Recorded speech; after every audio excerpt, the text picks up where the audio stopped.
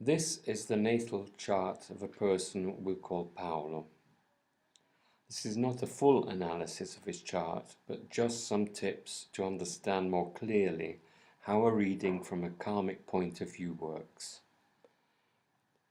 Paola's lunar nodes are in Aquarius in the first house, northern node, the direction of the soul's evolution, and in Leo in the seventh house, southern node linked to karma.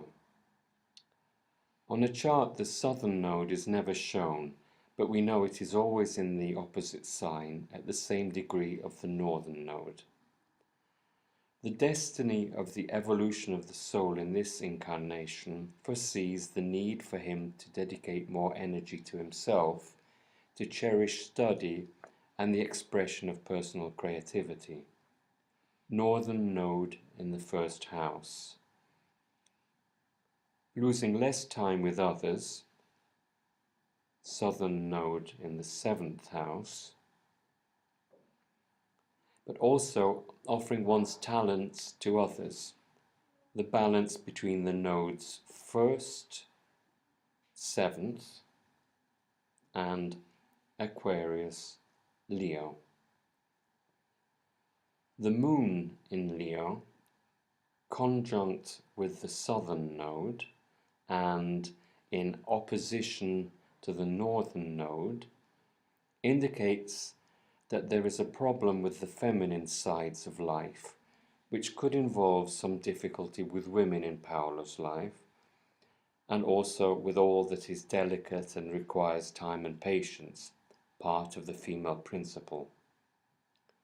The moon in Leo, in fact, points to an emotional life which has a great sense of honor, justice, and courage, but which may become intransigent in the search for these qualities, and in pursuing them is thus little inclined to the tolerance typical of the female principle, with the understanding that in every man and woman both principles are present, and each human of good will should try to balance them within himself or herself. Paolo, besides in his chart as a whole, has a prevalence of fire elements, with the sun in Sagittarius, a fire sign, conjunct Jupiter,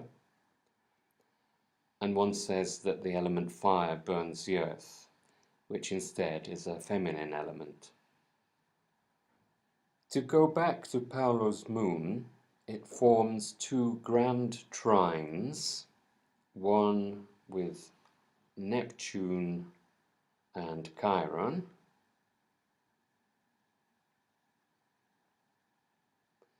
the other with the Sun, Jupiter, and Chiron.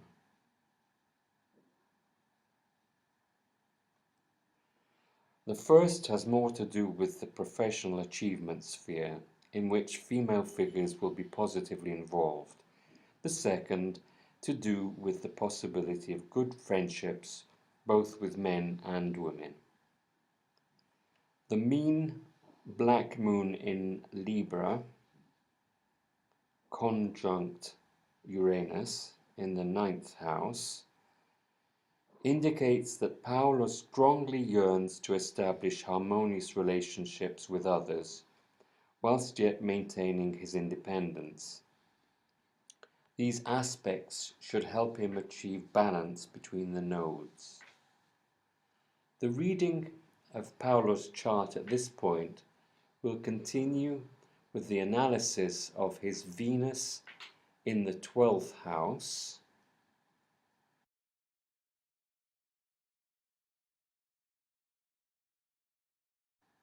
square Pluto and Uranus,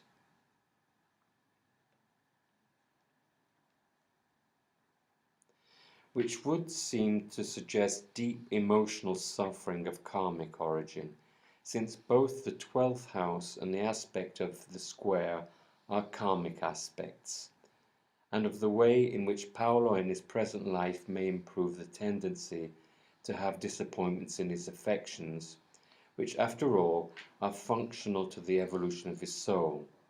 Indeed, when Paolo becomes less intransigent, his relationships will improve.